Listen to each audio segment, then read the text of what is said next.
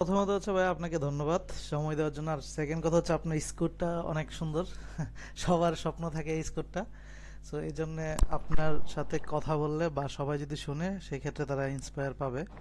So এখন আপনার হাতেই সময় দিব যে আপনি আসলে কিভাবে প্রিপারেশন নিয়েছেন বা পরীক্ষাতে কি কি ফেস করলেন, কিরকম সেগুলো ওভারকাম করলেন, হ্যালো। আপনার প্রিপারেশনের পুরো জার্নিটা আমাদের সাথে শেয়ার করবেন আর কি। শুনতে পাচ্ছেন ভাইয়া? কথা একটু কেটে গেছে ভাই মাঝখানে। আচ্ছা, বললাম যে আপনার স্কোরটা খুব সুন্দর, সবার ইন্সপিরেশনাল স্কোর। সো প্রথমত হচ্ছে আপনি হচ্ছে আমরা তো সবাইকে আপনার জিনিসগুলো যদি শেয়ার করেন সেক্ষেত্রে সবাই একটু ইন্সপায়ার হবে। সো আপনি হচ্ছে আপনাকেই সময় দিলাম পুরোটাই। আপনি হচ্ছে কিভাবে প্রিপারেশন নিয়েছেন বা এক্সামে কি কি পাইছেন, কিভাবে সেটা হ্যান্ডেল করলেন, সব কিছু আপনি আপনার মতো করে গুছিয়ে বলেন। তারপরে আমরা আসলে বাকিরা যারা যদি কোশ্চেন করতে চায় সেটা করবে আর কি। আচ্ছা। সো বেসিক্যালি প্রথম থেকে শুরু করি। আমি হলো এটা সেকেন্ড টাইম দিলাম জিআরই। সো আমি ফার্স্ট টাইম দিছিলাম হলো 2022 সালে। সো 2022 সালে যখন দিছি তখন মানে বেসিক্যালি যেটা মানে আমার কাছে মেইনলি প্রবলেম মনে হয়েছিল, এবং এটা আমি পরে বুঝতে পারছি, সেটা হলো যে আমি হলো একটা মানে কাইন্ড অফ লাইক প্রাইভেট পড়ছিলাম। সো বেসিক্যালি ধানমন্ডিতে একটা কোচিং ছিল, ওইখানে এক ভাই পড়াইতো। তো বেসিক্যালি ওনার কাছে যায় যায় মানে ক্লাস করতাম। তো মানে ওইখানে আমার কাছে মেইনলি যে প্রবলেমটা মনে হয়েছিল সেটা হলো যে মনে করেন যে আমাকে কাপলান, তারপরে নোভা ম্যাথ বাইবেল, এই দুইটা বই আর কি পড়াইছিল। তো ওই দুইটা বইয়ের মনে করেন যে যদিও কন্টেন্ট অনেক কঠিন ছিল, মনে মনে করেন যে ম্যাথ গুলা এক্সেসিভলি হার্ড ছিল। সো সলভ করলে একটা স্যাটিসফ্যাকশন আসতো, কিন্তু মানে আমি যখন এক্সামটা দিলাম, অ্যাকচুয়াল এক্সামটা, তখন আমার কাছে মনে হয়েছে যে অ্যাকচুয়াল ইটিএস কন্টেন্টের সাথে এটা অনেকটা ডিফারেন্ট। এবং মানে যেটা হয় যে অনেক টাইপের বিভিন্ন রকমের ইটিএস কন্টেন্ট যেগুলো আছে বাজারে, ওগুলার সাথে খুব একটা মিল পাইনি অ্যাকচুয়াল ইটিএস কোশ্চেন। সো আমি মানে পরে আমি অ্যাপ্লাই করছি, যে স্কোর ছিল ওইটা দিয়ে মোটামুটি একটা জায়গায় মাস্টার্স করতেছি আলহামদুলিল্লাহ এখন ইউএসএ। বাট প্রবলেম হলো যে আমার যেহেতু পিএইচডি করার ইচ্ছা ছিল, পিএইচডির জন্য আমার আরেকবার জিআরই দেয়াই লাগতো। এই জন্যই এবার হলো দেয়া। সো ফার্স্ট অফ অল আমি হলো প্ল্যান করছিলাম যে সামারে জিআরই দিব। এই কারণে হলো আমি মাঝখানে আমার মানে এর কাছ থেকে একটু ব্রেকও নিয়েছিলাম। সো জুন মাসের দিকে আর কি আমার প্রফেসরকে বলে আর কি ব্রেক নিয়েছিলাম। সো বেসিক্যালি তখন হলো প্রিপারেশন নেওয়া শুরু করছি অ্যারাউন্ড জুনের মাঝখান থেকে। তো তখনও আসলে আমার মানে কন্টেন্ট সম্পর্কে খুব একটা আইডিয়া ছিল না যে কোন কন্টেন্টটা অ্যাকচুয়ালি পড়া উচিত। সো আমি তখন অনেক কনফিউজ ছিলাম। আহ, প্রথমে আমি স্টার্ট করছি হলো মানে সবাই যেখান থেকে স্টার্ট করে যে আচ্ছা ঠিক আছে মানে সবচেয়ে ট্রাস্টেড মানে টেস্ট কন্টেন্ট কারা বানায়। সো গ্রেগ ম্যাট থেকে শুরু করছি। তো গ্রেগ ম্যাটের কিছু ভিডিও দেখলাম। আহ, মানে গ্রেগ ম্যাটের ভিডিও তো আসলে খারাপ ভিডিও না, ভালোই ভিডিও। কিন্তু মনে হচ্ছিল যে কিছু একটা মিসিং মিসিং এরকম আর কি। এটা হলো ফার্স্ট পার্ট। তারপর হলো আহ, আহ, মাগুসের একটা সাবস্ক্রিপশনও কিনছি $15 দিয়ে। সো বেসিক্যালি ওইখান থেকেও ভিডিও দেখা শুরু করলাম। তো মানে বেসিক্যালি তারপরে আমি একদিন ঘাটতেছিলাম, একটা গ্রুপ ঘাটতেছিলাম, ওইখানে দেখি যে কয়েকজন রেকমেন্ড করতেছে কেএমএফ। তো তার আগ পর্যন্ত আমি খুব একটা কেএমএফ এর নামও শুনিনি। তো আমি জিনিসটা মানে দেখার চেষ্টা করলাম যে জিনিসটা কি আসলে। সো ঘাটাঘাটি করতে গিয়ে আজহার ভাইয়ের ভিডিও হলো ইউটিউবে পড়ছে। তো মানে কেএমএফ এর কন্টেন্ট যেহেতু আমি আগে একবার দিছি, কেএমএফ এর কিছু কন্টেন্ট ঘেটে আমার কাছে মনে হয়েছে যে জিআরইর কোশ্চেন গুলো তো আসলে এই প্যাটার্নেই হয়, রাদার দেন মানে অন্য টেস্ট টিকার মানে যারা আছে তারা যেরকম কন্টেন্ট দিতেছে ওগুলো আইদার এক্সেসিভলি হার্ড অর মানে হয়তো মিলে না জিনিসটার সাথে। সো তখন আমার কাছে মনে হয়েছে যে মানে যদি কিছু একদম একটু হলেও রেপ্লিকেট করে তাহলে হলো এই মানে কেএমএফ এর কন্টেন্ট গুলো। সো পরে হলো আমি কেএমএফ স্টার্ট করছি অ্যারাউন্ড জুলাইয়ের মাঝখানের দিক দিয়ে। কিন্তু মানে তখন তো আসলে দেশের অবস্থা যেমন ছিল ওই সময় আসলে পড়াশোনা হয়নি। তো আমি হলো মানে মানে জাস্ট গো থ্রু করতেছিলাম। পরে হলো আমার মনে হয় জুলাইয়ের লাস্টের দিকে বা অগাস্টের 1 তারিখ হলো আমি ওই যে ভাইয়ের একটা ভিডিও দেখতেছিলাম, তো তখন আমি দেখলাম যে এরকম ভাই কিছু মক দিচ্ছে এবং কেএমএফ এর ক্লাসও করাচ্ছে। সো আমার কাছে এটা মনে হলো যে এটা একটা ভালো চান্স হইতে পারে। সো মানে এইভাবে আর কি জিনিসটা করা, মানে পুরাটাই মানে নিজে নিজে ফিগার আউট করতে হয়েছে যে কিভাবে কোন কন্টেন্ট পড়তে হবে। সো আমার কাছে মনে হয় ফার্স্ট অ্যান্ড ফরমোস্ট মানে কন্টেন্ট চুজ করাটা খুব ইম্পর্টেন্ট। কারণ আপনি যদি ভুল জায়গায় মনে করেন যে 10 মাস 12 মাসও প্রিপারেশন নেন, আপনার মানে কাজে এটা খুবই কম আসবে এবং বেশিরভাগ মানুষই মনে হয় এই ভুলটা করে। সো ফার্স্ট অফ অল আল্লাহকে থ্যাংক ইউ যে এরকম মানে একদম লাস্ট মোমেন্টে হলো এরকম একটা মানে সলিড কন্টেন্টের খোঁজ পাইছি আর কি। না হলে আসলে ডিফিকাল্ট হয়ে যেত। সো এটা আমার আর কি ফার্স্ট পয়েন্ট যে আপনারা অ্যাকচুয়ালি একদম পারফেক্ট জায়গায় আছেন, যে যেটা আপনাকে অন্যান্য যারা টেস্ট টেকার আছে তারা তাদের থেকে মানে অ্যাটলিস্ট 2-3 মাস আগায় দিবে, আনলেস ওরা এই কন্টেন্টটা ডিসকভার করে। সো এটা হলো ফার্স্ট পয়েন্ট। সেকেন্ড পয়েন্ট হলো মানে আমি তো আহ, আগে একবার দিছি, সো টেস্ট সম্পর্কে আইডিয়া ছিল। আহ, এখন জাস্ট মানে ওই জিনিসটাকে শান করার দরকার ছিল। সো বেসিক্যালি আমার হলো পার্সোনালি যদি বলি, আমার এডাব্লিউএ নিয়ে কোনো কনসার্ন ছিল না। সো আমি ওটা অত প্র্যাকটিস করিনি। সো ফার্স্টে যে মানে আমি হলো এক্সামে যাওয়ার আগের দিন জাস্ট ব্রেকের 2টা ভিডিও দেখে গেছি যে স্ট্রাকচার কেমনে করতে হয় জাস্ট। সো আমি যেহেতু ইউনিভার্সিটি লাইফে ডিবেটিং করছি অনেক, সো আমার জন্য এটা খুব একটা ডিফিকাল্ট ছিল না এডাব্লিউএস সেকশনটা করার। সো ওইটা নিয়ে আমি মাথা ঘামিনি। সো আলহামদুলিল্লাহ যা ওই সময় মাথায় আসছে এডাব্লিউএস সেকশন ওইভাবে করছি। সো এখন মেইন পার্টটা হলো যে আমি যেহেতু ইকোনমিক্সে পড়ি, সো আমার বেসিক্যালি আমার কোয়ান্টে একটু ভালো স্কুলে অ্যাপ্লাই করতে গেলেও 168 প্লাস, প্রেফারেবলি 170 পারফেক্ট স্কোর লাগে আর কি। তো এটা নিয়ে আমি চিন্তিত ছিলাম, বিকজ মানে অনেক স্কুলেরই আমি কাট অফ দেখছি 167 168 এরকম এরকম থাকে। সো সেই ক্ষেত্রে একটা মানে সেফ স্কোর পাইছি, যেটা দিয়ে অ্যাটলিস্ট অ্যাপ্লাই করলে জিআরইর জন্য আটকাবো না আর কি, আলহামদুলিল্লাহ আর কি। সো ওই সেন্সে আমার মেইন ফোকাসটা ছিল কোয়ান্ট। আর বারবালে আসলে যত ভালো পাওয়া যায়, 150-র নিচে না পেয়ে যদি 150-র উপরে কিছু পাই, কারণ আগের বার 150-র উপরে পাইছিলাম। সো এবার খারাপ করা তো মানে হয় না। আর আমার কাছে মনে হচ্ছে যে এখনকার শর্টার জিআরইতে বারবাল অনেক ইজি। আগে অনেক লং প্যাসেজ অনেক কিছু পড়া লাগতো, এখন এগুলো পড়া লাগে না। তো আমার কাছে মনে হচ্ছে যে এখনকার বারবালটা ইজিয়ার। সো এই সেন্সে জিনিসটা ভালো হয়েছে। এখন আসি এক্সাম কন্টেন্টে। আমি তো ভাইয়া যে যে রিসোর্স দিছে, আমি আসলে অন্য টাইম জোনে থাকি, সো 12 ঘন্টা উল্টা। সো এই কারণে মানে ভাইয়ের লাইভ ক্লাসগুলো অ্যাটেন্ড করা হয়নি। কিন্তু আসলে মানে যাওয়ার আগে আমি যেটা করছি যে আমি কন্টেন্ট গুলো দেখে গেছি, কেএমএফ সলভ করে গেছি, তারপরে যে যে জায়গায় প্রবলেম ছিল ওইগুলা নোট করে রাখছিলাম। সো জাস্ট যাওয়ার আগের দিন আমি জাস্ট ওই নোটগুলো একবার হ্যাঁ মানে চোখ বুলাই গেছে আর কি। সো ওইটা আমাকে ইমেন্সলি হেল্প করছে, কারণ কোশ্চেনের প্যাটার্নটা অনেকটা সেম হয়। আপনি যদি একটু চিন্তা করেন তাহলে বুঝতে পারবেন যে ইটিএস এর ট্রিকগুলা কিভাবে করতে চায় আমাদেরকে। মানে অনেক সময় যেটা ইনটুইটিভ অ্যান্সার সেটাই হয় না, বা কিভাবে ওরা জিনিসটাকে করতে চায়, মানে পসিবল রেঞ্জ অফ অপশনস ওইটা আপনি বুঝতে পারবেন। সো কেএমএফ আর রিয়াল মক যদি দেওয়া হয়, সো অ্যান্ড রিয়াল মকও অনেক হেল্প করছে ইন আ সেন্স যে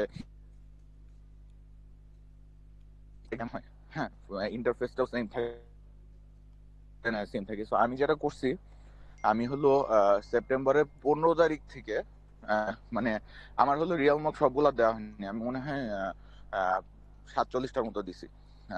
বাট আমি যেটা করছি সেটা হলো যে সেপ্টেম্বরের 15 তারিখ থেকে অ্যারাউন্ড অক্টোবরের 1 তারিখ পর্যন্ত আমি হলো প্রতিদিন একটা করে মক দিছি, মানে ফুল মক। এর আগে যেটা করতেছিলাম যে জাস্ট কোয়ান্ট কোয়ান্ট মক দিচ্ছিলাম, তো এখানে স্কোর ফ্লাকচুয়েট করতেছিল।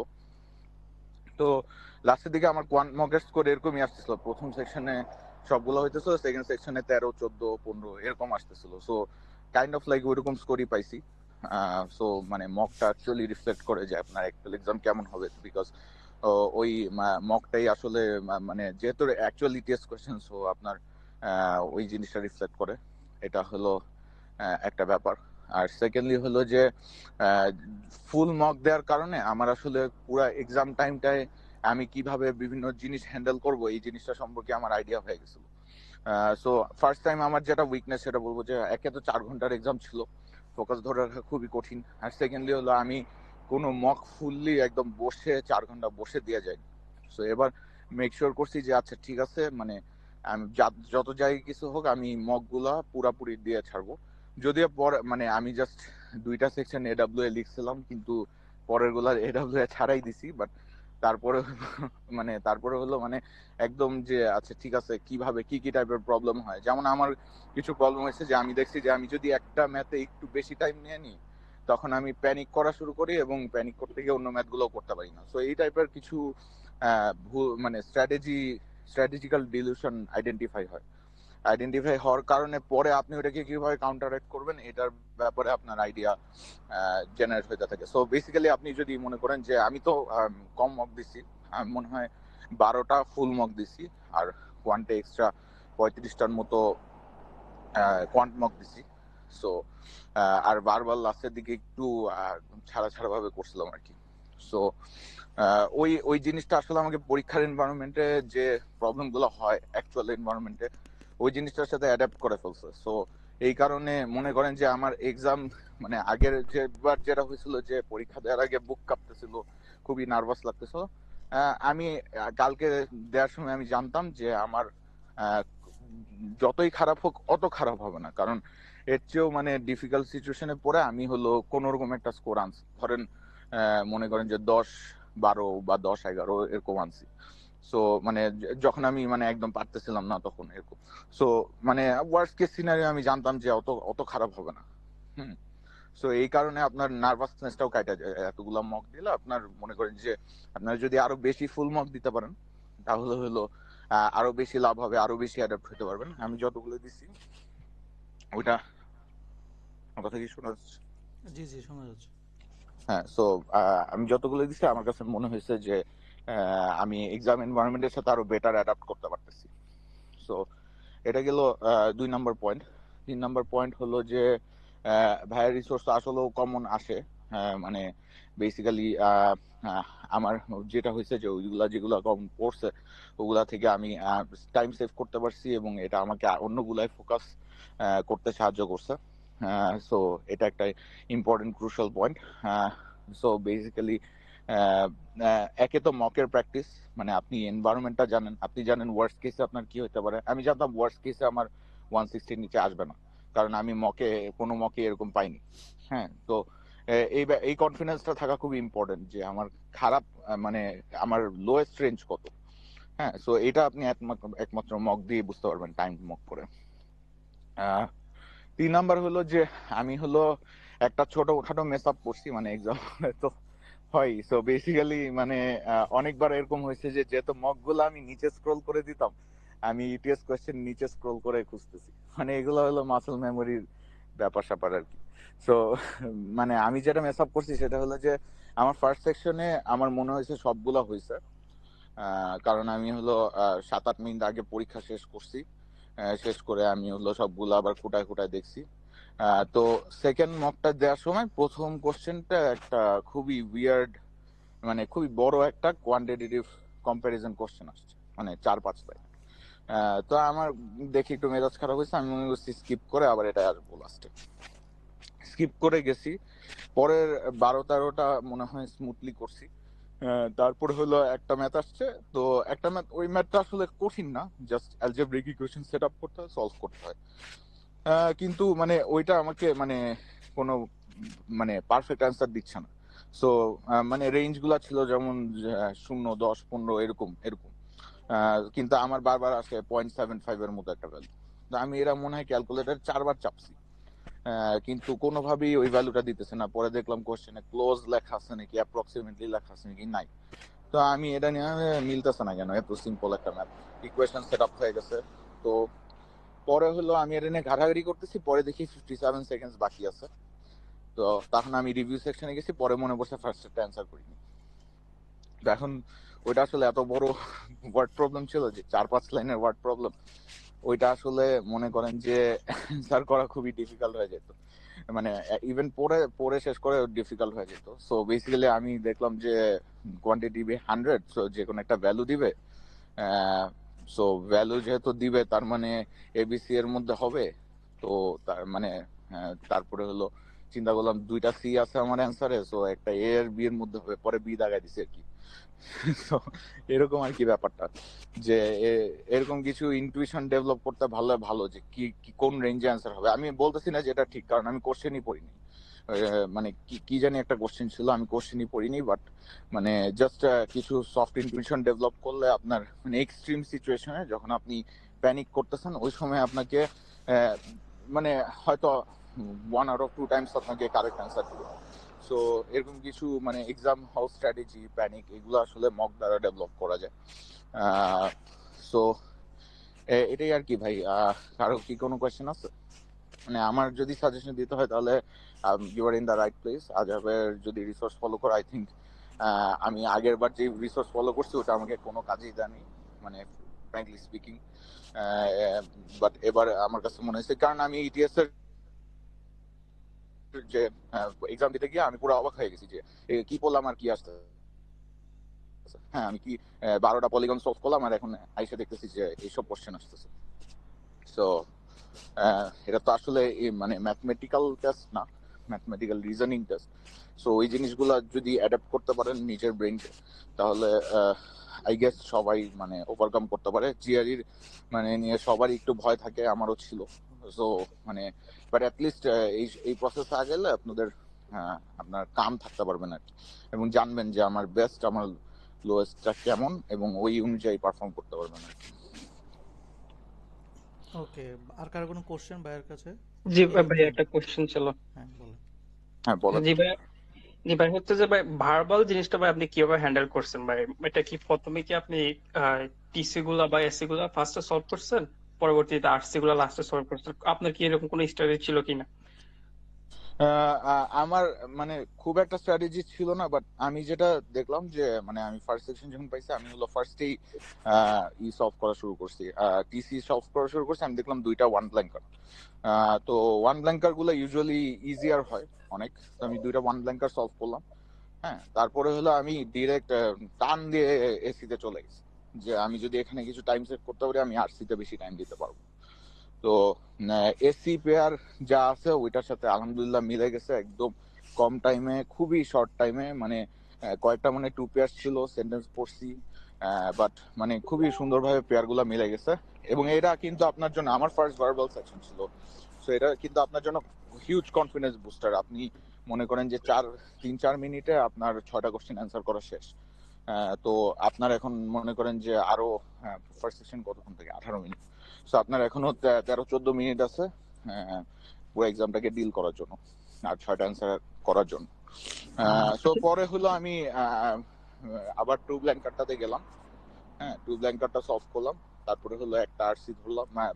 প্রথম হলো বড় আরসি ধরছি কারণ এটা পয়েন্ট বেশি। সো বড় বড় আরসি ধরছি, পরে ছোট আরসি ধরছি। এটা হলো ফার্স্ট সেকশনের স্ট্র্যাটেজি। হ্যাঁ, সেকেন্ড সেকশনে আমি আসলে কি জানি করছিলাম। আচ্ছা, হ্যাঁ, সেকেন্ড সেকশনে যেটা হয়েছে যে আমি ফার্স্টে আবারও টিসি দিয়ে স্টার্ট করছি, কিন্তু খুব তাড়াতাড়ি এসিতে মুভ করছি। এবং এবার এসিটা একটা জায়গায় একটু ট্রিকি লাগছিল, হয়তো আমার মনে নাই যে এটা এসি পেয়ার, বাট আমি ওটা পরে ইন্ডিভিজুয়ালি আর কি সলভ করছি। এখন হয়েছে নাকি জানি না, ইন্ডিভিজুয়ালি সলভ করছি, বাট বাকি দুইটা মিলছিল। তো তারপরে হলো আমি মানে দেখছি যে কোন কোয়েশ্চেন পড়লে আমার লাভ বেশি। তো 7, 8, 9 যেটা থাকে সেকেন্ড সেকশনে, সো আমি ওই 7, 8, 9 আগে সলভ করছি। হ্যাঁ, তারপরে হলো আমি 4, 5 সলভ করছি। ক্রিটিক্যাল রিজনিং আমি সলভ করিনি, আমি ওটা পড়িও নাই, কারণ আমার স্ট্র্যাটেজি ছিল এটা পড়বো না, কারণ একটা কোশ্চেনের জন্য এতক্ষণ চিন্তা করলে মানে যেহেতু 23 মিনিট থাকে। সো আমি ওটা ক্রিটিক্যাল রিজনিং আমি মানে যতগুলো মক দিচ্ছি একবারও সলভ করিনি, আমি জাস্ট একটা বেস কেস করছি আর কি। কোশ্চেন পড়ছি, লাস্ট লাইনটা পড়ছি আর একটা বেস গেস করি। সো ওটা ওটা মানে অলমোস্ট অলওয়েজ ভুল হয়, সো এটা আমি মানে একদম বাদ রাখছি এবং চিন্তাও করিনি। এবং আমার প্ল্যান ছিল থ্রি ব্ল্যাঙ্কার গুলা নিয়েও চিন্তা করবো না, যে এখানে 2-3টা যদি ভুল হয় তাহলে যাক, আমার কোনো সমস্যা নেই। কিন্তু আমার যদি বাকিগুলোর মধ্যে আমি ম্যাক্সিমাম কারেক্ট করতে পারি, বাকি 12টার মধ্যে যদি আমি 10টা 11টা 12টা এরকম রেঞ্জে পাইতে পারি, তাহলে আমার আসলে 160 আপ উঠে যাবে। যদিও আমার বারবালে আসলে 160 আপ অত মানে টার্গেট ছিল না, আমার মেইন টার্গেট ছিল কোয়ান্টি। কিন্তু মানে এটা একটা জাস্ট এস্টিমেশন আর কি, যে এরকম করলে এরকম হইতে পারে আর কি। সো আমি ওই ক্রিটিক্যাল রিজনিং ধরি নেই। আচ্ছা ভাইয়া, আমার মনে হয়, জি। ভাইয়া সেটা কি আপনি কি ম্যাথ স্ট্র্যাটেজিটা ইউজ করছেন নাকি কিছু সেন্টেন্স টিসিএসসি টা আসলে পড়ে পড়ে বুঝে তারপরে আনসার করছিলেন? আহ, আসলে ম্যাথ স্ট্র্যাটেজির ভিডিও দেখে গেছি মানে, কিন্তু এটা সাবকনসিয়াসলি কাজ করে নাকি জানি না। আমার জন্য মানে মানে এক্সপ্লিসিটলি কাজ করে স্ট্র্যাটেজি কোনো কাজ করাই না। মানে আমি চিন্তা করতেছি এটা মাইনাস এটা প্লাস, এরকম এরকম করে আসলে আমি কাজ করাই কনফিউশন না। সৃষ্টি হয়, অনেক কনফিউশন সৃষ্টি হয়ে যায় আসলে। আসলে সত্যি কথা বলতে, মক যখন দিছি তখন আমারও কনফিউশন ছিল, কিন্তু আল্লাহর রহমতে কালকে যখন দিতেছিলাম, কালকে মানে আমার কাছে মানে এভিডেন্স আসতেছিল যে আচ্ছা এটাই অ্যান্সার হবে, কারণ এখানে পরের লাইনে এরকম বলা আছে। এইভাবেই তো জিনিসটা কানেক্ট করে, যে পরের লাইনে মানে মাঝে মাঝে ইতিহাস হলো একটা দুইটা এভিডেন্স দিয়ে দেয়। সো আর আমার কাছে মনে হয়েছে যে এখন ভার্বাল আগের চেয়ে অনেক ইজিয়ার। মানে আগে যেরকম ভার্বাল করতে খুব কষ্ট হতো, এখন আমি জানি না কেন লাগছে, বাট মানে আমি আমি এভিডেন্স পাচ্ছিলাম। সো মানে আমার কাছে মনে হয় যে যে এটা যে অ্যান্সার হবে এটার একটা এভিডেন্স যদি ম্যানেজ করা যায় সাইড বাই সাইড, তাহলে আমার মনে হয় অ্যান্সার কখনোই অলমোস্ট অলওয়েজ ভুল হয় না। মানে ম্যাথ স্ট্র্যাটেজি হয়তো ইমপ্লাই করতে ভুল হবে, বা কেউ যদি এক্সপার্ট হয়। আমি ম্যাথ স্ট্র্যাটেজির ভিডিও দেখছি, কিন্তু কখনো প্রোঅ্যাক্টিভলি আমি যে আমি ম্যাথ স্ট্র্যাটেজি করতেছি বা আমি ব্লক অফ ফর করতেছি, এটা আমি কখনো চিন্তা করি না। সো মানে ওইভাবে আর কি জিনিসটা কাজ করে। সো আমি যেটা খুঁজতেছিলাম যে হ্যাঁ এইটা আমার কাছে মনে হচ্ছে এটা সেন্স মেক করে, এবং এটার পক্ষে একটা এভিডেন্স যে হ্যাঁ। তো সেকেন্ড মানে আপনি সেকশনে ভার্বালে, মিনিংটাকে ফোকাস করছেন তাই তো ভাইয়া? হ্যাঁ রিডিংটা আমি মেইনলি ফোকাস রিডিং না, করছি। আর মিনিং মিনিং মানে একটা সেন্টেন্সের মিনিংটাকে আপনি ফোকাস করে অ্যান্সার করছেন সব। হ্যাঁ, রাইট রাইট রাইট। সো আমি মানে সেন্টেন্সের মিনিংটাকে ফোকাস করছি, এবং মানে ফার্স্ট অফ অল আমাদের যে একটা মানে আহ, একটা তো ব্রেইনের মধ্যে একটা প্রসেসের থ্রু দিয়ে যায় যখন আমরা একটা সেন্টেন্স পড়ি, ঠিক আছে? মানে সো মানে আমার স্ট্র্যাটেজি আমি কাউকে মানে করতে বলবো না যে আপনারা এটাই করেন। হয়তো গ্রেগ আরো ভালো বুঝায় এই জিনিসগুলো, বা আপনি যদি অনেক প্র্যাকটিস করেন ওই স্ট্র্যাটেজি থ্রু, তখন আপনার জন্য এটা সেকেন্ড নেচার হয়ে যাবে। সো আমি বলতেছি না, আমি জাস্ট শেয়ার করতেছি যে আমি কিভাবে করি। সো আমি হলো বেসিক্যালি মানে ব্রেগের টিসিএসসির কোশ্চেনে প্রেপসুইটের সব ভিডিওই দেখে গেছি যে কিভাবে হোয়াটস দ্য স্ট্র্যাটেজি, যে কিভাবে জিনিসগুলো করে। সো ওইগুলো আই গেস সাবকনসিয়াসে ছিল, যে কিভাবে জিনিসগুলো ইটিএস কন্ট্রাস্ট করতে পছন্দ করে, ইটিএস কেমনে একটা একটা ছোট একটা নেগেটিভ ওয়ার্ড ঢুকায় দেয়, একটা ছোট একটা এমন একটা সরি এমন একটা ওয়ার্ড ঢুকায় দেয় যেটা মনে করেন যে দেখতে মনে হয় না, কিন্তু আসলে নেগেটিভ করে দিচ্ছে সেন্টেন্সটাকে। সো মানে পরে হলো আমি মানে ওইভাবে জিনিসটাকে সেন্টেন্সটাকে সাজাই। সো আমি যেটা খুঁজি যে মানে আমার কাছে মনে হয় যে ইটিএস কোয়েশ্চেন গুলো আসলে এত ভালোভাবে ডিজাইন থাকে যে একটার বেশি এভিডেন্স থাকে যে এটাই আনসার হবে। হ্যাঁ। সো আপনি যদি ওই এভিডেন্সের জন্য খোঁজ করেন এবং এটা মানে এটা যদি তাড়াতাড়ি পেয়ে যাওয়া শিখেন, তাহলে আমার কাছে মনে হয় যে অ্যান্সার ভুল হওয়ার চান্স খুবই কম, along with all the strategies যেটা গ্রেগ শিখায় আর কি। আমি ভাইয়ের কাছে ভার্বাল কোর্স করিনি, সো আমি বলতে পারবো না ভাইয়া কিভাবে শেখায়, বাট আমি যতটুকু বলতে পারি যে গ্রেগ যে স্ট্র্যাটেজি শেখায় ওগুলো এক্সেলেন্ট। আপনি যদি ওগুলা রপ্ত করতে পারেন, আপনি অনেক ভালো ভার্বাল স্কোর পাবেন। তার উপর মানে ও তো সবসময় বলে যে একটা এভিডেন্স খুঁজতে, যে জাস্টিফাই কিভাবে করবে অ্যান্সার। সো এটা করলে আপনি আসলে একদম শিওর হয়ে যাবেন যে এটাই অ্যান্সার, এটা ছাড়া কোনো অ্যান্সার হইতেই পারে না।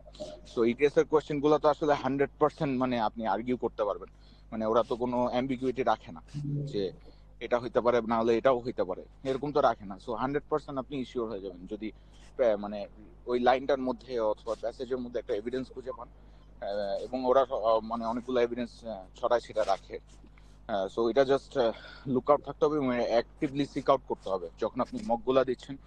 অ্যাক্টিভলি মানে হয়তো মক দেওয়ার সময় আপনি পারতেছেন না, বাট পরে চিন্তা করতেছেন যে কিভাবে আমি ওই এভিডেন্সটা খুঁজে পাবো। সো ওই অ্যাক্টিভলি যখন সিক আউট করবেন আপনার ব্রেন তখন অটোমেটিক ট্রেন হবে যে আচ্ছা আমার এভাবে এভাবে করতে হবে। সো মানে টিসি ক্ষেত্রে আমার আর কি এটা সাজেশন থাকবে। ভাইয়া আপনি কিছু যদি না মনে করেন আমার আপনার ইমেল অ্যাড্রেসটা শেয়ার করা যাবে? আহ, কিছু আমার হ্যালো। জি জি জি।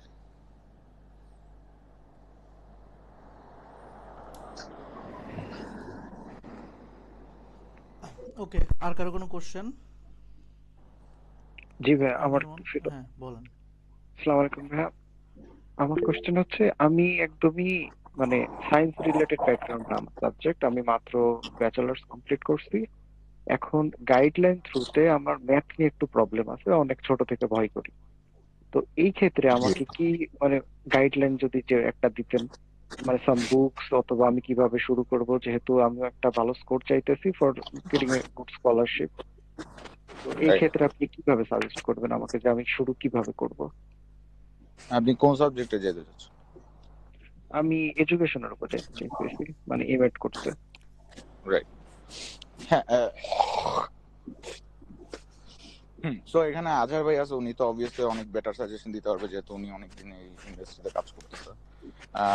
আমার কাছে যেটা মনে হয় যে ম্যাথের জন্য আমরা বাংলাদেশিরা যখন হাই স্কুলে পড়ছি আমাদের আসলে ফাউন্ডেশনাল সিস্টেম গুলো ডেভেলপ হয়নি। যার কারণে আমরা জাস্ট ম্যাথ সলভ করতে পারি, অনেক ম্যাথ সলভ করতে পারি একসাথে, এক এক চ্যাপ্টারে 50-60টা ম্যাথ সলভ করে গেছি যখন কলেজে পড়ছি, হাই স্কুলে পড়ছি।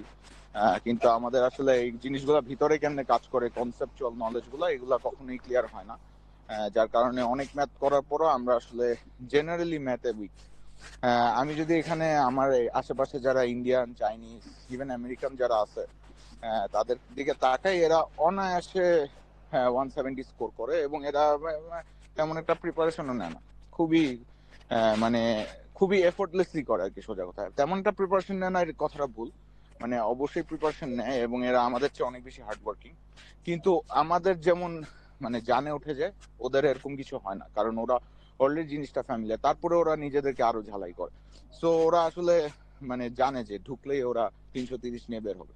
সো এটা এটা ওদের জন্য সেকেন্ড নেচার, সবাই পায়। এই জন্যই তো আসলে জিআরই পার্সেন্টাইলটা এত উপরে উঠে গেছে, ইভেন 170ও এখন 92nd পার্সেন্টাইল নাকি। সো মানে ব্যাপারটা হলো যে আমাদের ওই ফাউন্ডেশনাল নলেজটা নেই। সো আমার কাছে মনে হয় যে আপনি যদি শুরু করতে চান তাহলে আগে ফাউন্ডেশন গুলা প্রত্যেকটা, খুব একটা বেশি টপিক নেই, সো ফাউন্ডেশনাল নলেজটা ডেভেলপ করেন কেন কি এরকম হইতেছে, জাস্ট সলভ করার প্রসেস না। আগে সলভ করার প্রসেস হলো কামস লেটার। আপনার হলো ফাউন্ডেশনটা কিভাবে আপনি ডেভেলপ করবেন এবং প্রত্যেকটা জিনিস যে একটা, ম্যাথ তো আসলে ফ্যাসিনেটিং, একটার সাথে একটা জিনিস কানেক্টেড। তো একটার সাথে একটা জিনিস কিভাবে কানেক্টেড, এই ব্যাপারগুলো যদি লিংক করতে পারেন তাহলে আপনার সামনে একটা ক্লিয়ার পিকচার এসে পড়বে। এরপরে হলো আপনি যখন এই ভাইয়ের রিসোর্স বা কেএমএফ করা শুরু করতেছেন তখন হলো আপনি এই জিনিসগুলো অ্যাক্টিভলি যখন অ্যাপ্লাই করতে শুরু করবেন তখন আর কি আপনার জিনিসটা ভালো হবে। মানে tips and tricks comes later, আগে হলো আপনার ফাউন্ডেশনটা ডেভেলপ করা উচিত, যেহেতু আপনি বললেন যে আপনার ফাউন্ডেশন নেই। সো এটাই আর কি বলবো। এটা এরকম যে মানে আগেকার যে আমরা ক্লাস 9-10 অথবা ইন্টারেও আমার সায়েন্স ছিল, তো এই ক্ষেত্রে যে ম্যাথ গুলা করছি আমি, এগুলাকে আবার রিপিট করবো এরকম, না সামথিং এলস? না, কনসেপ্ট সিরিজ একটা আছে গ্রেগ ম্যাটের মনে হয়, আমি দেখা শুরু করছিলাম বাট মনে হয়েছে যে এগুলা অত, মানে আমার কাছে মনে হয়েছে ভালো ডেপথ কভার করে। সো ওইটা ট্রাই করতে পারেন, বাট আজয় ভাইকে ডেফিনেটলি জিজ্ঞেস করতে পারেন যে ওনার কাছে কোনো জানা আছে নাকি রিসোর্স। আমি দেখছি গ্রেগ ম্যাটের একটা কনসেপ্ট সিরিজ আছে, ওইটা মানে খুব থেকে শুরু করে আর কি, লো থেকে একদম পুরা অ্যাজিউম করে না যে আর কি, খুব একটা জানে না, তো ওইখান থেকে শুরু করেছে। আপনার যদি মনে হয় যে ওটা আপনার জন্য অ্যাপ্রোপ্রিয়েট, ওখান থেকে স্টার্ট করতে পারেন। আচ্ছা, আপনি আমার তো মনে হয় না বাইর হাই থেকে আসছেন, স্কুল। রাইট? জি। না না, ওনাকে জিজ্ঞেস করলাম, উনি তো মেবি আমার ব্যাচের না, right? নাকি না না না, বাইরের? আমি আপনার এরকম একটা পেজ থেকে দেখে এখানে আসছি। ও আচ্ছা, ঠিক আছে। সো বেসিক্যালি আমাদেরও সেম, বেসিক একদম জিরো থেকে ফাউন্ডেশন করে, দেন এটার উপর 5 LB, দেন এটার যেদিন 5 LB পড়ে সেদিনই হচ্ছে সেই রিলেটেড কেএমএফ করানো হয়। অর্থাৎ একদম বেসিক সূত্রটা থেকে শুরু করে কিভাবে ম্যাথটা করবেন পুরোপুরি এইভাবেই যাওয়া হয়। আফটার দ্যাট বেসিক শেষ হওয়ার পরে কেএমএফ এ যায় আর কি। এটা আশা করি এখন যারা মক বেচে আছেন বাকিরা বলতে পারবেন যে আসলে ওই বেসিকটার সাথে এখন ম্যাথের সাথে রিলেভেন্ট পান কিনা, কেউ যদি বলতেন আমরা যে ক্লাসে পড়ে আসি তার সাথে রিলেভেন্ট পান কিনা সবকিছু। জি ভাই, এটা 100% রিলেভেন্ট পাওয়া যায় আর কি। বললে তো অনেক বেশি হয়ে যায়, উনি যদি মানে এটা দেখে ভিডিওগুলো বা কোর্স করে তখন বুঝতে পারবে আর কি বিষয়টা। ভাই সো এরকম কি মানে আপনাদের কোনো কোথাও এরকম ফ্রি কিছু ভিডিও যদি থাকতো, মানে আমি একটু একটা দুটো দেখতে চাইতাম আর কি। ইউটিউবে আছে, আপনি এই সেম চ্যানেলের নাম দিয়ে পেজের নাম দিয়ে ইউটিউবে সার্চ দিবেন, ঠিক আছে? জি জি। আমার মনে হয় না আমার থেকে বেশি ভিডিও কারো আছে, রাইট?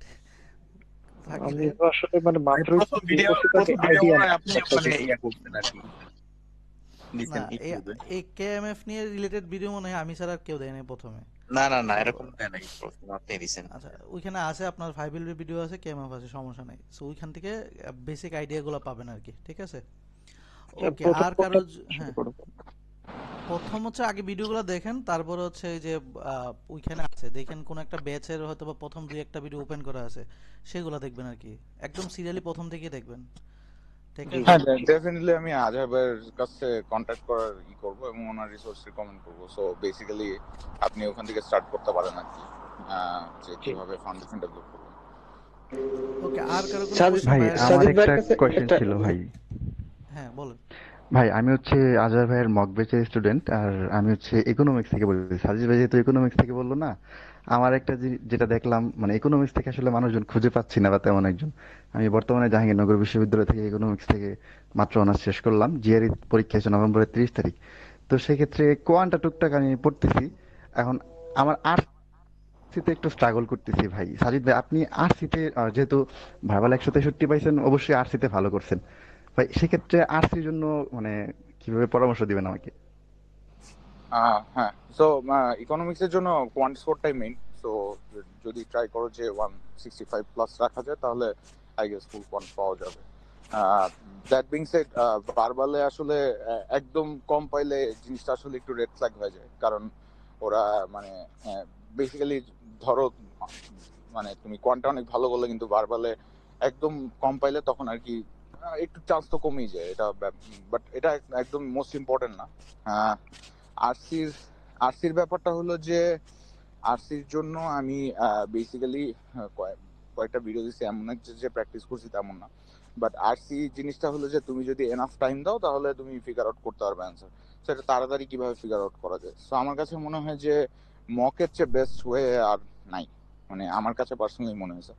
কারণ মক দিয়ে আসলে মানে প্রথম মকটা আমি যখন দিছি বারবালে, তো তখন আমার কাছে 18 মিনিট অনেক কম মনে হয়েছে। যে 18 মিনিটে কিভাবে 3টা প্যাসেজ পড়ে, 2টা প্যাসেজ বড় প্যাসেজ পড়ে তারপরে এভাবে অ্যান্সার করে তারপরে বাকি এসি টিসি এগুলা করা তো খুবই ডিফিকাল্ট। বাট আস্তে আস্তে মানে তোমার ব্রেন অ্যাডজাস্ট করা শুরু করবে। সো আমার কাছে মনে হয় যে মক দাও এবং পরে হলো মক দেওয়ার পর আসলে জিনিসটা অ্যানালাইজ করো যে কেন হয়েছে এবং একটা রিজন বের করো যে আচ্ছা এইটাই অ্যান্সার এবং অন্য কোনোগুলো অ্যান্সার না। এই অ্যানালাইসিসটা যদি প্রত্যেকবার যতগুলা দিতে পারবা তত ভালো। আমি অত দিতে পারিনি, বাট তুমি যতগুলা দিতে পারবা ওইটার সাথে যদি অ্যানালাইসিস করতে পারো, তাহলে দেখবা যে আস্তে আস্তে বুঝে যাবা যে মানে ইনটুইশন কাজ করবে যে আসলে কিভাবে অ্যান্সার গুলো হবে, কোন টাইপের অ্যান্সার হয়। হ্যাঁ, তো কেএমএফ এর তো 470 পিডিএফ আছে, যদি এক্সট্রা প্র্যাকটিস করতে চাও ওখান থেকে করতে পারো। আর যদি যদি আমি ওগুলো করিনি, বাট রিয়াল মকেও আছে। সো রিয়াল মকে আমার মনে হয় টাইম প্র্যাকটিসটা করলে তখন তাড়াতাড়ি করা শুরু করবে। মানুষ তো আসলে অভ্যাস করলে মানে জিনিসটা পারে বেটার হয়। সো তোমার কাছে যেহেতু টাইম আছে 2 মাসের মতো, আমার মনে হয় পসিবল যে প্রতিদিন যদি একটা মানে মানে যদি পারো, জানি এটা অনেক প্যারা এবং আমি অনেকদিন প্ল্যান করে লাস্টে গিয়ে দিছি, ফুল মকটা একসাথে দিও তাহলে হলো ওইভাবে আর কি জিনিসটা অ্যাডজাস্ট হয়। সো যদি জি যতগুলো ভাই, পারো ফুল এটা মক। মনে হয় ভালো কাজে দেয় টাইম প্র্যাকটিসটা আর কি। আমি পাওয়ার প্রেপ 1 হ্যাঁ, দিছিলাম এই গত 15-20 দিন আগে। আমার 304 আসছে স্কোর, মানে কোয়ান্ট 162, কিন্তু ভার্বাল একদম মানে খুব খুব খারাপ অবস্থা 142। তো এই জন্য ভাবছিলাম যে মানে এটা নিয়ে কাজ করতে হবে। আরসি টুকটাক ক্যামের থেকে পড়তেছি, তাও কনফিডেন্স পাচ্ছি না আর কি। তো এই জন্য আপনার সাথে কথা বললাম। তো এখন যা বুঝলাম যে আসলে টাইম ধরে প্র্যাকটিস করতে হবে এখন, যে সময়টা হ্যাঁ, আছে, বা ওই যে টাইম যেটা বারবালে মক টেস্ট আসলে দিলে হয়। মানে টাইম টাইম প্র্যাকটিস এবং ভোকাবুলারি ইম্পর্টেন্ট। ভোকাবুলারি ছাড়া আসলে হয় না। যদি আরসিতে বোঝা যায়, কিন্তু অনেক সময় ওরা পেঁচানোর জন্য এমন ভোকাবুলারি দেয় মানে জাস্ট মানে আমার কাছে আরসির এক্সপিরিয়েন্স হলো যে আমি পড়তে গেছি, ঠিক আছে, ওরা আমাকে ডিস্ট্রাক্ট করার হাজারো চেষ্টা করতেছে, এমন এমন ওয়ার্ড ঢালতেছে যেটা মানে ইরেলেভেন্ট, এমন এমন মানে সেন্টেন্স বলতেছে যেটা আমাকে জাস্ট ডিস্ট্রাক্ট করবে, এরকম। সো এই জিনিসগুলো আসলে যদি অ্যাক্টিভলি পিক করতে পারো যে এটা ইম্পর্টেন্ট না, এটা এই পার্টটা আমার ফোকাস করতে হবে, তখন হলো ব্যাপারটা ইজিয়ার হয়ে যায়। এগুলো আসলে স্ট্র্যাটেজি আজহার ভাইও অনেক ভালো বলতে পারবে, ওনার মনে হয় ভার্বাল কোর্সও আছে, so আমি জানি না। গ্রেক ম্যাথ ভালো রিসোর্স অবভিয়াসলি ভার্বালের জন্য। সো এই দুইটাই মানে প্র্যাকটিস করতে থাকো আর কি, বেটার হবে ইনশাল্লাহ। প্র্যাকটিস করলে আসলে সবকিছুই বেটার হয়, সো ওইটাই আর কি। জি ভাই, সাজিদ ভাই, থ্যাংক ইউ ভাই। ভাই আপনাকে কি আমি একটু মেসেজ করে মানে মেসেজ করতে পারি, ধরেন পরবর্তীতে সাবজেক্ট নেওয়া অথবা হচ্ছে অ্যাপ্লিকেশন প্রসেস গুলো একটু জানার জন্য? হ্যাঁ হ্যাঁ শিওর, আমার ফেসবুক আইডিতে মেসেজ করতে পারেন। ঠিক আছে ভাই, থ্যাংক ইউ। সাজিদ ভাই, আপনার কাছে একটা প্রশ্ন ছিল আমার, সেটা হলো, জি শুনতে পাচ্ছেন? জি জি। ভাই বলছিলাম যে আমার সমস্যা হয় যে মনে করেন ভার্বালে যখন মনে করেন এখনো 5 মিনিট সময় আছে, আমি আমি সাপোজ সিঙ্গেল ব্ল্যাঙ্ক করতেছি, যদি মনে হয় যে সময়ের দিকে তাকাই, যে মনে হয় যে আমার সময় তো প্রায় শেষ হয়ে গেল, এরপর থেকে আমি আর মানে অ্যান্সার আমার 90% ভুল হয়ে যায়। কিন্তু হ্যাঁ এই আমি যে যখন শান্ত মনে প্যানিক দেই করার তখন কিন্তু আমার মোটামুটি ভালো হয়, কিন্তু যখন মাথা মানে টেনশন চলে আসে যে টাইম তো শেষ হয়ে গেল, এই মাথায় আসলে তখন আর মানে একটা সমস্যা সৃষ্টি হয়। এর পিছনে কোনো সমস্যা আছে নাকি? পরামর্শ থাকলে একটু বলবেন। হ্যাঁ, এটা আসলে মানে আমার যে হয় না এরকম না, মানে আমি আমার মক দিয়ে আইডেন্টিফাই করছি যে আমি প্যানিক করলেই আমার এক্সামটা খারাপ হয়, রাদার দেন আমি যদি দুইটা ছাইডে আসি তাহলে আমার এক্সাম তো খারাপ হয় না। হ্যাঁ, সো প্যানিক করা যাবে না, এটাই হলো সাজেশন। মানে এটা আসলে কোনো এবং এটা এটা আপনার ইমপ্রুভ নিজের হবে, ওয়েতে এটা ফিগার আউট একমাত্র করতে। ইমপ্রুভ হবে মকের মাধ্যমে, এটা হ্যাঁ কোনো কেউ এবং ইমপ্রুভ করতে পারবে না। এটা এটা আসলে মক দিয়ে আপনি আসলে বুঝে যাবেন আপনার স্ট্রেংথ উইকনেস। তো আমি বলবো আপনি বেশি আপনি আরো আমার চেয়ে 10টা বেশি মক দেন, তাহলে অবভিয়াসলি আপনি আরো মানে বেটার নিজেকে প্রিপেয়ার করতে পারবেন। সো আমি বলবো যে এখানে মক দিতে হবে আপনার। এবং আর এটার চেয়ে বড় কথা, অন্যান্য জায়গায় উল্টাপাল্টা মক দেওয়ার থেকে আপনারা যে জায়গায় আছেন সেটা একদম পারফেক্ট মকই দিচ্ছেন। সো এটা হচ্ছে বড় জিনিস, যে মক যেহেতু দিচ্ছেন একদম অথেন্টিক রিসোর্সের, নাকি ভাই? জি জি অবশ্যই, এটা হচ্ছে জি ভাই। অথেন্টিক রিসোর্স হয় না, মানে প্যাটার্নটা সেম আপনার। আপনি ভুলে যান যে কোয়েশ্চেন মিলবে নাকি মিলবে না, আপনি এটা নিয়ে আপনি চিন্তা করেন না। যদি মিলে ভালো, না না মিললে আপনার টাইমটা সেভ হলো, কিন্তু আপনি যে প্যাটার্নে পাবেন এই প্যাটার্নে সব কোশ্চেন থাকে, মানে আমি এটা আপনাকে গ্যারান্টি দিয়ে বলতে পারবো। তো আপনি যদি এগুলো সলভ করতে পারেন তার মানে আপনি অ্যাকচুয়াল এক্সামে ভালো করবেন। এবং আরেকটা জিনিস আমি মনে করি, ধরেন বাংলাদেশে বা বিভিন্ন জায়গায় দেখবেন মক টেস্ট নেই, বিভিন্ন জায়গায় নেই, ধরেন কোশ্চেনটা ওরা বানাইলো। আমার কাছে মনে হয় না যে কোনো মেন্টর বানাক না কেন ইটিএস এর মতো এত স্ট্যান্ডার্ড মেন্টর মানে বানাইতে পারবে কোশ্চেন। সো উল্টাপাল্টা মক না দিয়ে, এই যে ধরেন বিভিন্ন জায়গায় না দিয়ে, আসলে এই কোশ্চেনগুলোকে প্র্যাকটিস প্রয়োজনে 100 বার রিভিশন দেন। এইটা আমার জন্য মনে হয় অনেক বেশি ইফেক্টিভ আপনাদের জন্য হবে। সো এইটাকেই বারবারে হচ্ছে টাইম ধরে করেন। আর যেটা বলেন টাইমের কারণে ঘাবড়ে যান, এটাই তো মকের খেলাটা, যে আপনি মক দিচ্ছেন, প্রথমবার ঘাবড়াইছেন, হয়তো 10টা মক দেওয়ার পরে ঘাবড়ান নাই, এটাই তো খেলাটা। এই খেলাটা যে জিতবে সেই তো ভালো করবে। এবং সাজিদ ভাই তো সেম, উনি তো হচ্ছে কিছুটা ইমপ্রুভ করছে বিধায় তো ওনার প্রথম মক এবং পরে লাস্টের মক কি সেম? জিজ্ঞেস করেন, প্রথম যে মক দিয়েছেন ওটার সাথে কি ভাই মিলছে নাকি আরো ডিফারেন্স ছিল না লাস্টে না যেটা দিয়ে অবশ্যই, গেলেন? আমি প্রথম দিকে যখন মক করতাম, মক দিতাম, আমি হলো বেয়ারলি টাইমে শেষ করতাম।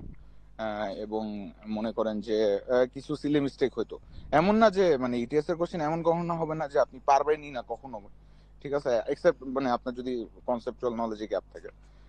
বাট মানে আমি প্রথম দিকে মানে দেখতাম যে হ্যাঁ মানে যদি আমি ওইটা আমার প্রথম এক্সামটা যদি অ্যাকচুয়ালি জিআরই এক্সাম হতো তাহলে আমি অনেক কিছু মিস করে যেতাম, যেটা আমি লাস্ট এক্সামে দেওয়ার পর বুঝছি। মানে আমি জানি না বুঝাতে পারছি নাকি। সো বেসিক্যালি মানে আমার পয়েন্টটা হলো যে লাস্ট এক্সামটা দেওয়ার পর আমি অনেক কিছু ফিগার আউট করে ফেলছি যে আমি অ্যাকচুয়াল এক্সামের মানে কিরকম পারফর্ম করি। সো বেসিক্যালি তখন হলো আপনার মনে করেন যে আমি 5-6 মিনিট আগে ফার্স্ট সেকশন শেষ করা শুরু করছি, যাকে আমাকে রিভিশন টাইম দিছে। এটা বেসিক্যালি মকের জন্য ডেভেলপ হয়েছে, কারণ আমি সব জানি এবং আমার মানে মানে প্রসেসটা এক্সামটা কিভাবে রান হয় এই প্রসেসটা আমি পুরোপুরি আমার মানে ইনটিউশনের সাথে চলে আসছি, যার কারণে আমি মানে যে কোনো স্ট্র্যাটেজি খুব তাড়াতাড়ি অ্যাডপ্ট করতে পারতেছি। সো এই কারণে হলো যে মক দেওয়াটা ইম্পর্টেন্ট, আমার কাছে মনে হয় যে এটা মানে অনেক ইম্পর্টেন্ট। জি ভাই, থ্যাংক ইউ। আমি ভাইয়ের মক দিচ্ছি, আসলে আমি প্রথম দিকে তো পুরো সবগুলো দিয়ে মানে অল্প কয়েকটা দিয়েছি, কেবল 5-7টা দিয়েছি আর কি।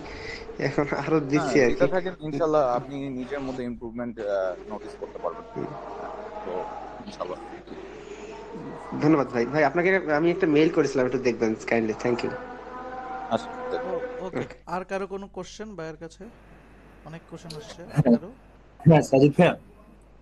জি বলেন। আচ্ছা ভাইয়া, আমি হচ্ছে যে আমি নিজেও ইকোনমিক্স ব্যাকগ্রাউন্ডের, আর আচ্ছা, হচ্ছে যে আমি চাচ্ছি হচ্ছে মাস্টার্স এর জন্য চেষ্টা করার জন্য। সেক্ষেত্রে হচ্ছে যে ভাই, আপনার ফার্স্ট যে জিআরই অ্যাটেম্পটা করেছিলেন সেটাতে আপনার স্কোর কত ছিল, আর আপনি মাস্টার্স যে করছেন আপনি এখানে কি ফুল ফান্ডে গিয়েছেন কিনা? হ্যাঁ আমি ফেলোশিপ আসছি। আর পাঁচ ইয়ার্স কোটা না বললে হয় না, মানে অ্যারাউন্ড 20 পয়েন্টস ইনক্রিজ হয়েছে আর কি। আচ্ছা আচ্ছা, না এটা হচ্ছে জানতে চাচ্ছিলাম এর জন্য যে, কারণ হচ্ছে যেহেতু মাস্টার্সে যে হ্যাঁ, অ্যারাউন্ড 20 পয়েন্টস ইনক্রিজ হয়েছে আর কি, এরকম অন অ্যাভারেজ। ধন্যবাদ। হ্যালো। হ্যাঁ ভাই, আমার একটা কোশ্চেন ছিল। আসলে আমি জয়েন করছি কিছুক্ষণ আগে, অনেক কিছু মিস করে গেছি। তো আপনি এরর লকটা কিভাবে মেনটেন করছেন আপনি? কোনটা ভাই আমি শুনতে পারিনি? এরর লকটা কিভাবে মেনটেন করছেন আপনি? AWA? Error log, error error lock, log, error lock. ও ভুল সরি, করে ইরোর কেউ লক। আইডেন্টিফাই করে। হ্যাঁ। আসলে আমি প্রথমে ইরোর লক মেনটেন করতেছিলাম, বুঝছেন, যে মানে মনে করেন যে প্রথমে যখন শুরু করছি গ্রেগ ম্যাট দিয়ে আর মাগুস দিয়ে, তো আমি এরর লক মেনটেন করছি 40টার পর্যন্ত মেনটেন করছি। পরে যখন আমি মানে ভাইয়ের কাছে রিসোর্স নিলাম, এরপরে আমার কাছে মনে হচ্ছে এরর লক আর দরকার নেই। তো আমি ওটা পরীক্ষার আগে দেখেও যাইনি। মানে এটা আসলে আপনার জন্য যদি কাজ করে, যদি আপনি মানে প্যাটার্ন আইডেন্টিফাই করতে পারেন যে আপনি একই টাইপের মিস্টেক করতেছেন, তাহলে এর লোকটা কাজে দিবে। এবার এক একবার যদি এক এক মিস্টেক করেন, তাহলে তো আসলে এটা কোনো প্যাটার্ন নেই। সো এর লোকটা মানুষ ওই জন্যই মেনটেন করে যে আপনি প্যাটার্নে সেম টাইপের মিস্টেক করতেছেন। তো আমি হলো পরে লাস্টে মনে করেন যে অগাস্টে আর সেপ্টেম্বরে আমি যে একবারও এর লোক খুঁজে দেখিনি। বাট আপনি করতে পারেন, ডেফিনেটলি হেল্পফুল যদি আপনি একটা প্যাটার্ন খুঁজতে চান। হ্যাঁ, বাট আমার কাছে মনে হয়েছে যে আমি মানে মক দিয়ে আমি যে ভুলগুলা পরে একটা মানে ছোটখাটো একটা ইনভেস্টিগেশন করতেছি যে কোথায় ভুল হচ্ছে, তো ওইগুলো আর কি যতটুকু পারি মাথায় রাখার চেষ্টা করছি যে এইসব জায়গায় ভুল হয়। এবং আসলে মক দেওয়ার পর লাস্টের দিকে এইসব ভুল অনেকটুকু এলিমিনেট হয়ে গেছে।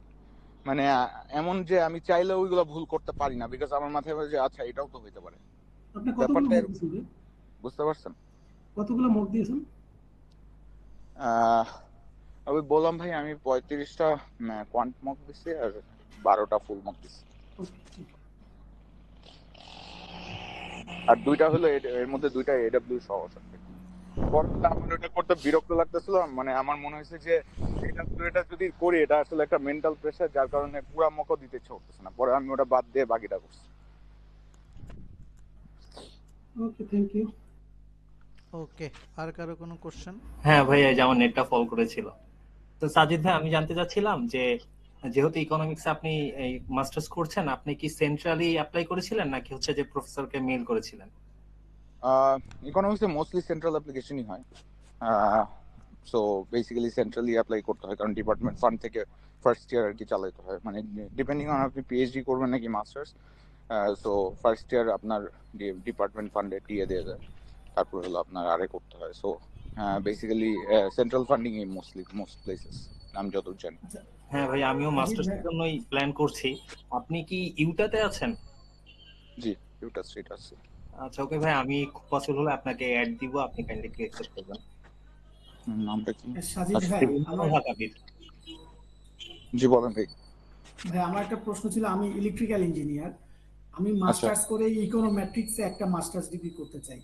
সেক্ষেত্রে কি আপনাদের কোনো মানে এটা কি মাইগ্রেশন করা যায় তো না? মানে আমি চাইলে তো করতে পারবো। সো ইকোনোমেট্রিক্স তো আসলে স্ট্যাটিস্টিক্স।